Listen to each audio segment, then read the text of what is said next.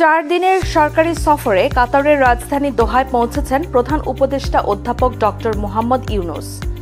দোহায় আয়োজিত আন্তর্জাতিক সম্মেলন আর্থনা সামিট 2025-এ অংশ নিতে তিনি এই সফরে গিয়েছেন, যা আয়োজিত হচ্ছে কাতারের আমির Sheikh Tamim bin Hamad Al থানির আমন্ত্রণে।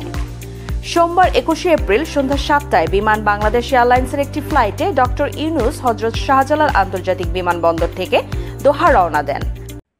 ওমানে বাংলাদেশি প্রতিষ্ঠান স্টার লাইফ শোরুমে পাচ্ছেন আপনার দেশ ভ্রমণে স্টার গোল্ড ব্র্যান্ডের সকল নিত্যপণ্য। ওমান জুড়ে আপনার নিকটস্থ যে কোনো ইলেকট্রনিক্স শোরুমে আজই চলে আসুন, অথবা হোম ডেলিভারির জন্য সরাসরি যোগাযোগ করুন আমাদের হটলাইন নম্বরে। স্থানীয় সময় রাত 9:40 তিনি হামাদ আন্তর্জাতিক বিমানবন্দরে পৌঁছান। বিমানবন্দরে পৌঁছে তিনি পান লাল গালিচা সংবর্ধনা। তাকে আনুষ্ঠানিকভাবে স্বাগত জানান কাতার সরকারের প্রোটোকল প্রধান ও রাষ্ট্রদূত ইব্রাহিম ফাখরু।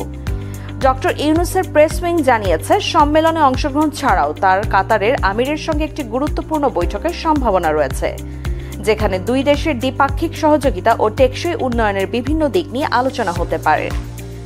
আমাদের উত্তরাধিকার গড়ে তোলা, স্থায়িত্ব, উদ্ভাবন ও ঐতিহ্যবাহী জ্ঞান এই প্রতিপাদ্যে আয়োজিত আর্থনা সামিট 2025 মূলত একটি আন্তর্জাতিক প্ল্যাটফর্ম, যেখানে টেকসই উন্নয়ন, পরিবেশ বান্ধব উদ্ভাবন এবং ঐতিহ্য ও সংস্কৃতির সংরক্ষণে গুরুত্বারোপ করা হয়েছে।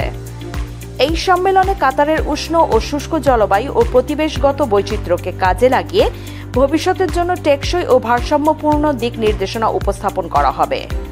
সম্মেলনটি কেবল কাতার নয়, বরং বিশ্বব্যাপী টেকসই উন্নয়নের একটি